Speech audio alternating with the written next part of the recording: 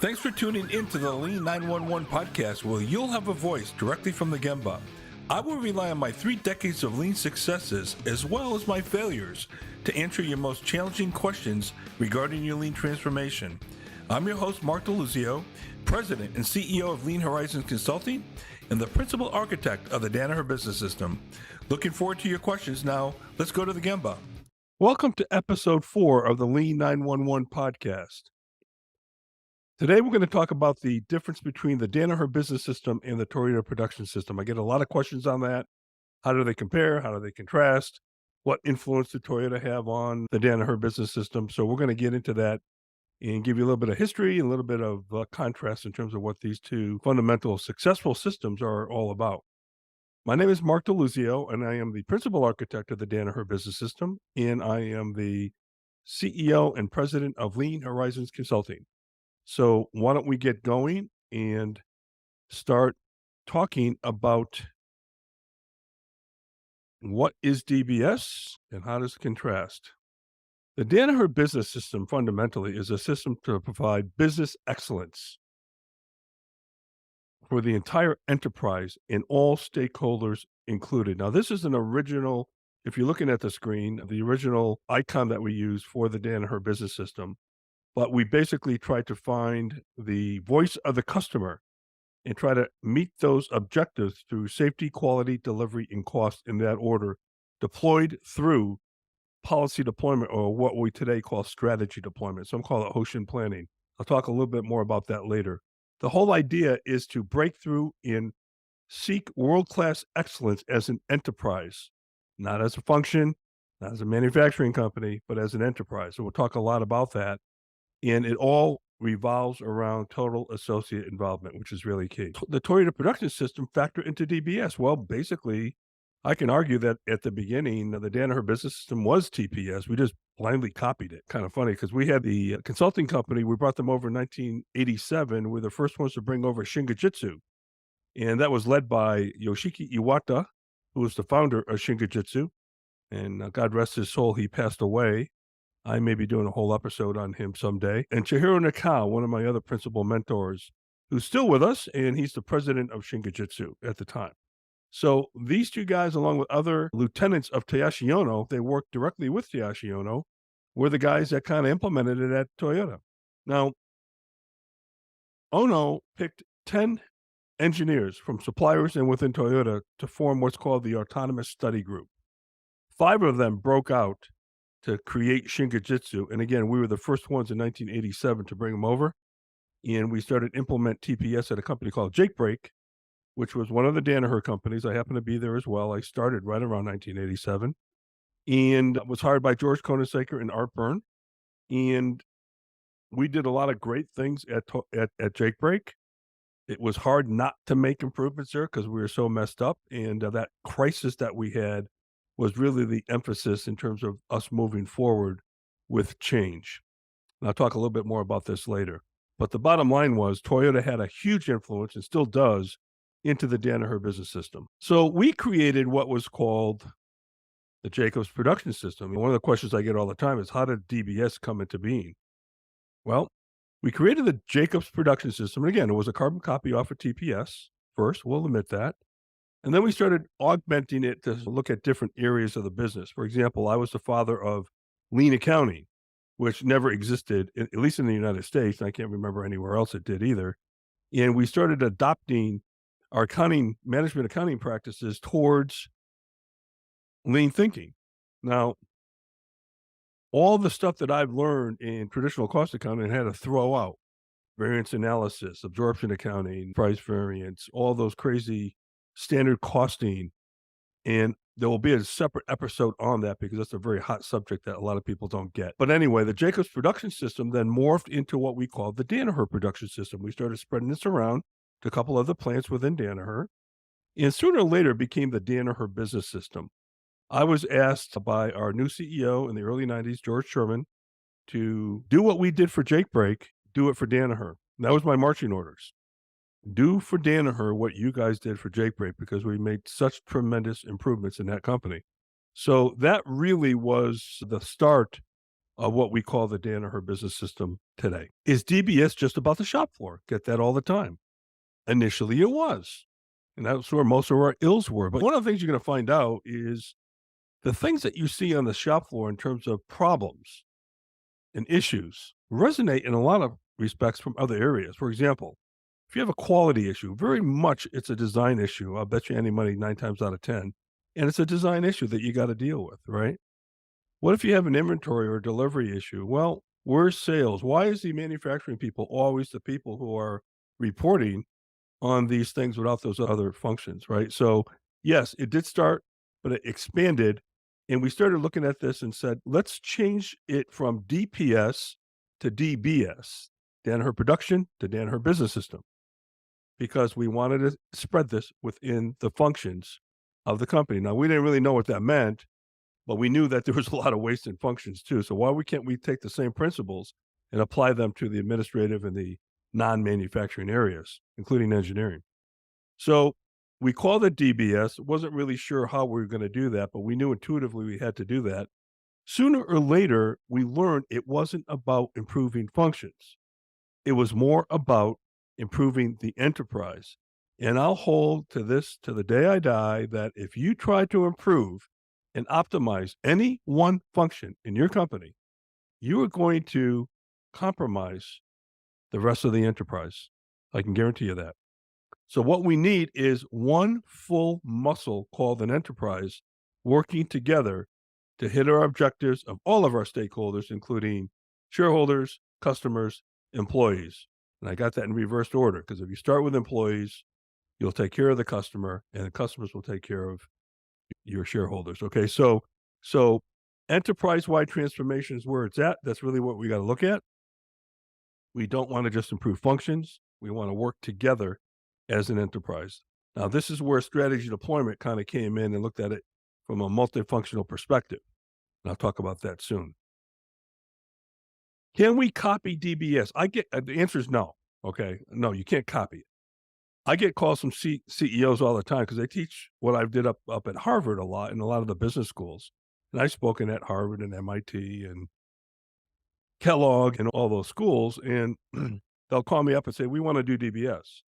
And my first response would be, go work for Danaher, okay, if you want to do DBS. You can't do DBS, just like you can't do TPS, the Toyota Production System. You've got to develop your own approach. It doesn't mean that you can't take the principles and some best practices, okay, yeah, and some of the tools, sure. But you've got to develop your own approach because your business is unique, your industry, your culture is unique, okay? So the answer is no, you can't copy. If you copy, can we just learn the tools? I so many people, we're focused on the tools. We're going to implement tools, right? And the answer is no. And an analogy I like to use in my garage, sitting behind me here in my office, I have almost every tool you can imagine to build a house. But guess what? I don't know how to build a house. So that's the key, right? How do you build a house? That's what this is all about. That's what the Danaher Business System was all about. It wasn't about implementing tools. Now, I'm not trying to say that tools aren't important. Don't get me wrong. They're very important. But you got to know how to build a house. And strategy deployment are a real key to helping you understand how to build that house. What about Six Sigma? I get asked all the time. Theory of constraints. How did you guys deal with those? Well, first of all, we think Six Sigma is a very valuable tool, and we included it into the Danaher Business System, but we did not create a church around Six Sigma similar to what some other companies did. GE, for example, I think that was a big mistake. The old adage, when the only tool you have in your tool belt is a hammer, all of your problems look like nails, and it can't use Six Sigma for everything. It has its place, and we include it in the toolbox. But, we had to change the name to variance reduction only because so many people came into Danaher as we were growing and wanted to convert DBS to Six Sigma. And I had to fight that. It's been about a year fighting people coming in from GE, wanting to create little cliques and little clubs and all kinds of certification parties and all that. And it wasn't good. It wasn't good. I've got a whole thing on Six Sigma. And by the way, I'm not anti-Six Sigma. I'm certified myself. But it has its place when it's needed, just like any other tool in the toolbox. All right. Theory of constraints. We looked at this very deeply and I understand it very well. And we said, no, there's nothing different and new about theory of constraints. As a matter of fact, we thought TOC violated a lot of the lean principles. So we actually said we would confuse the heck out of our people within Danaher if we introduced theory of constraints. It would have been a mess. So we consciously decided after a lot of hard looking at it that we weren't going to include it into the toolbox, if you will, of DBS. All right. So, and again, I might have just a separate section on contrasting Lean and Six Sigma and TPS. As a matter of fact, I think I have a webinar up on YouTube somewhere on this very topic. But no, TOC would have been mass confusion. As a matter of fact, just between you and me, I think the theory of constraints was a way to sell software.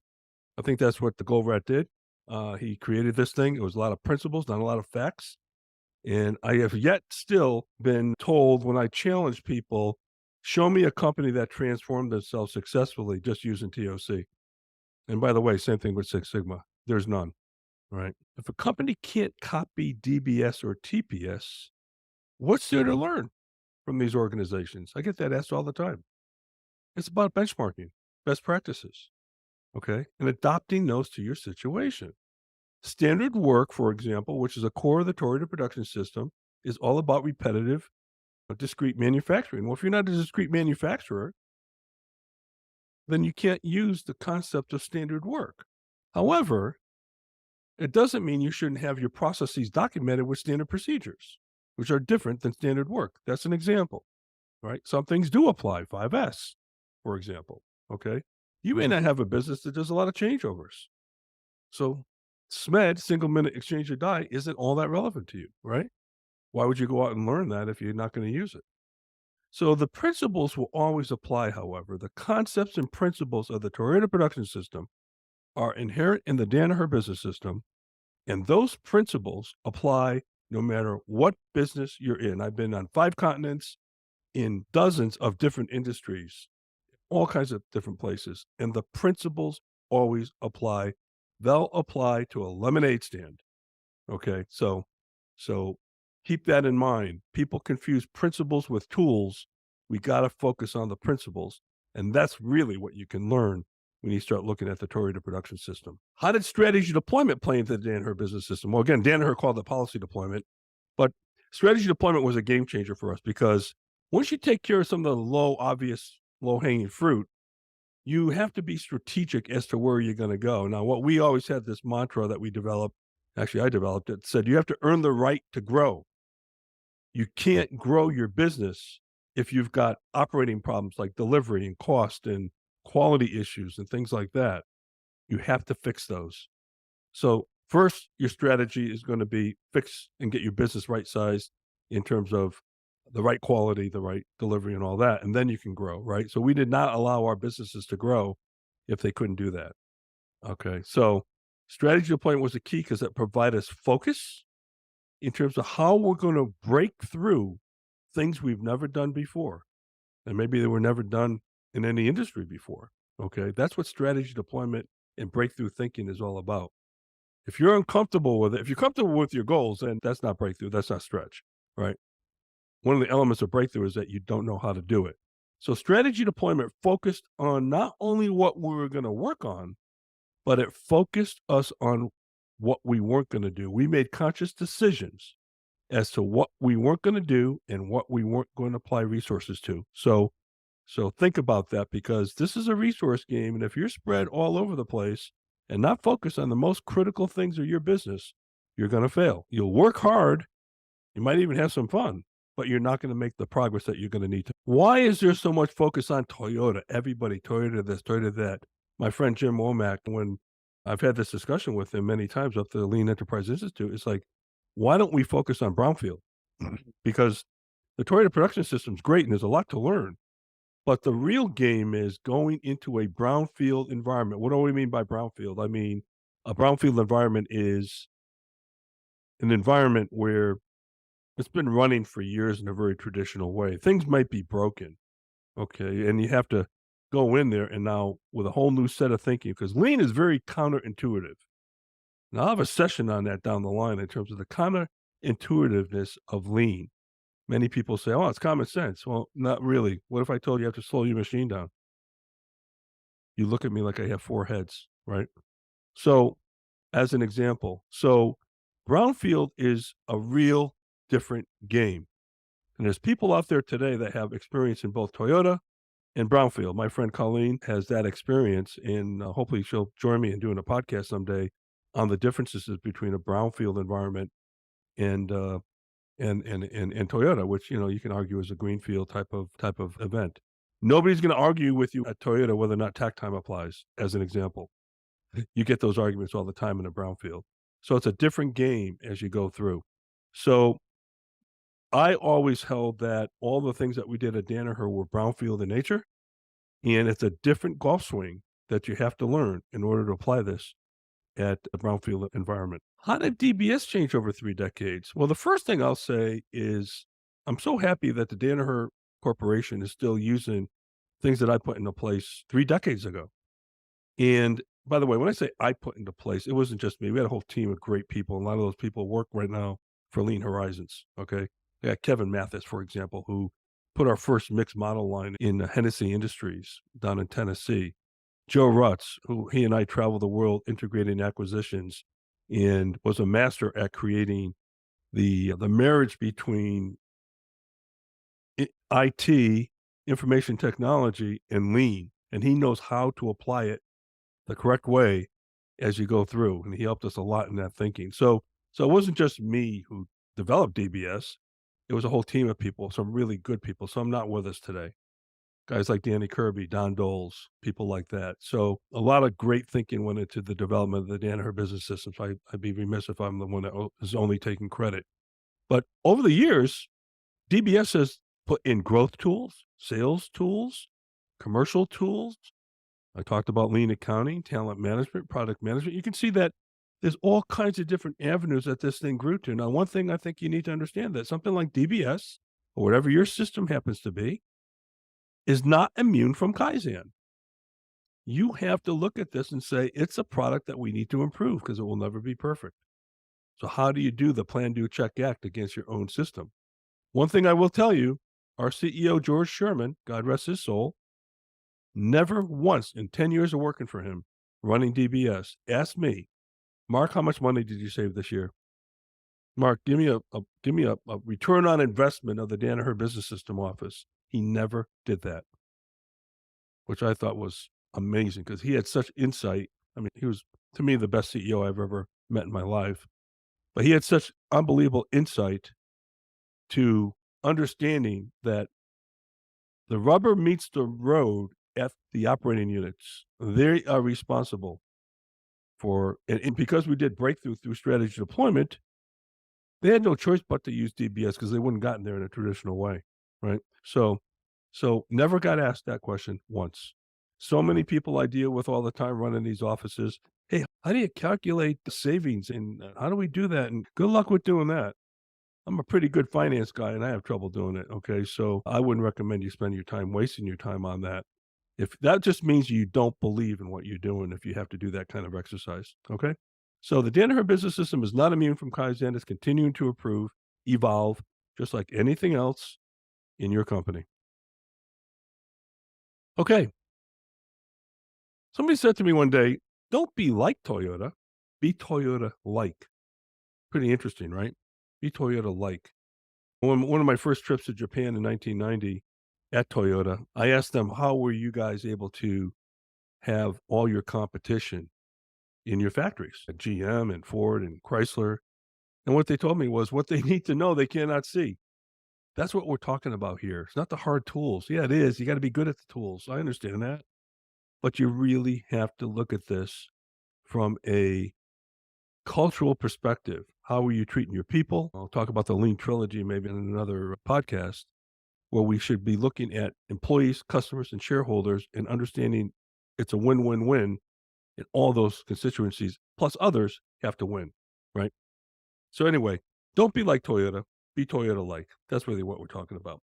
So thanks for visiting. Please send me your questions, your comments to mark@lean911.com, mark@lean911.com, and I'll be happy to either personally get back to you or I will address your questions in another podcast because a lot of these podcasts have tentacles to them And maybe they ask more questions in your mind than they answer, but that's what this is all about. So this is a continued evolving endeavor as well, just like the Danaher Business System.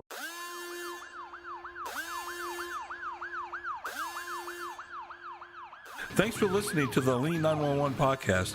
I'll be happy to address your questions or feedback on future episodes. Email me at mark@lean911.com. You can check out our other episodes by visiting our website at lean911.com, our YouTube channel, wherever you listen to podcasts. This is your host, Mark DeLuzio. Thanks for listening.